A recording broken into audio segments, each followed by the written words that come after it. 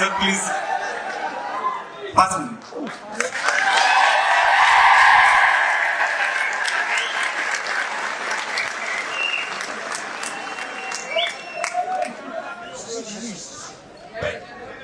खरं तर मी आज व्यासपीठावर बसण्यासाठी किंवा बोलण्यासाठी आलो नव्हतो.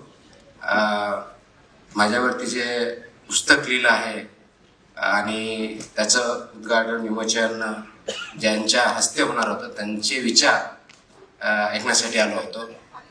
परंतु आपल्या आग्रहाखातर फक्त बोलताय म्हणून मला बोलता येणार नाहीये, कारण हा क्षण माझ्यासाठी अत्यंत मोठा आहे. शब्दात मला भावना व्यक्त करता येणार नाहीत. मी ते पुस्तक वाचलेलं नाही, आता मला भेटलं त्याच्यामुळे मी वाचेल. परंतु ज्या काही गोष्टी याच्यामध्ये लिहिलेल्या आहेत त्या फॅक्टशी पूर्णपणे आहेत असं दिसतंय. मला पूर्ण पुस्तक वाटल्यानंतर त्याच्यामध्ये काय लिहिलंय हे कळेल.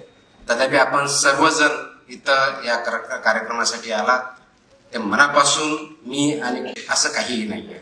आपण शिक्षक असाल, आपण शेतकरी असाल, आपण उद्योजक असाल, आपण एंटरटेनर किंवा अभिनेता असाल, राजकारणी असाल, कोणत्याही क्षेत्रामध्ये जा, फक्त बेस्ट पॉसिबल काम करा.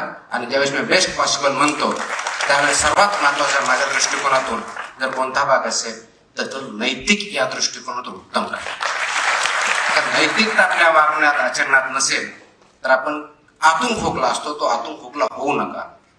आणि म्हणूनच समाजाला पुढे जर न्यायचं असेल तर प्रत्येकाने हा जो आतला खोकला आहे तो थांबवला पाहिजे. आणि जे जे समाजामध्ये चांगलं घडतंय त्यासाठी एकत्र येऊन आपण पुढे जाऊया एवढी अपेक्षा करतो. नमस्कार.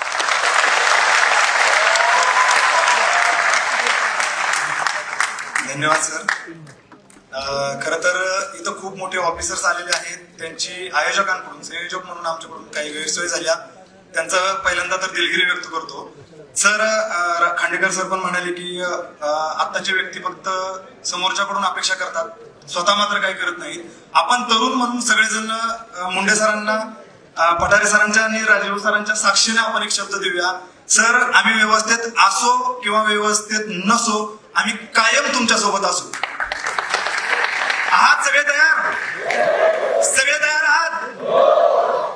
धन्यवाद सर. ह्या कार्यक्रमाला फक्त महाराष्ट्रातला नाही, वेस्ट बेंगॉल मधून काही लोक आलेले आहेत, ओडिसावरून काही लोक आलेले आहेत, दिल्लीवरून आलेले आहेत. त्या सगळ्यांचे मनापासून आभार. फक्त विद्यार्थी आहेत असं नाही, खूप मोठा अधिकारी वर्ग इथे उपस्थित आहे, शिक्षक आहेत, खूप एज्ड लोक आहेत ज्यांनी 3 दिवसापासून कॉल करतायत की आम्हाला फक्त हा कार्यक्रम अटेंड करायचा आहे. ते फक्त पुण्यातले नाहीत, सोलापुरातले काही शेतकरी इथं कार्यक्रमासाठी उपस्थित राहिलेले आहेत.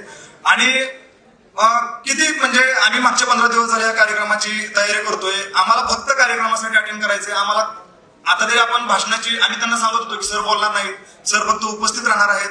तर किती भोळा आपला समाज आहे. त्यांचं फक्त म्हणणं होतं की आम्हाला फक्त मुंडे साहेबांना बघायचंय. इथल्या 70-80% लोकांचं असं म्हणणं होतं की आम्हाला फक्त मुंडे साहेबांना बघायचंय. तर हे सगळं खूप प्रेम जर तुम्ही कमवलं, आम्हाला तुमच्यासोबत सेवा करण्याची व्यवस्थेतून आणि व्यवस्थेच्या बाहेरून तुम्ही आम्हाला संधी द्याल अशी अपेक्षा व्यक्त करतो.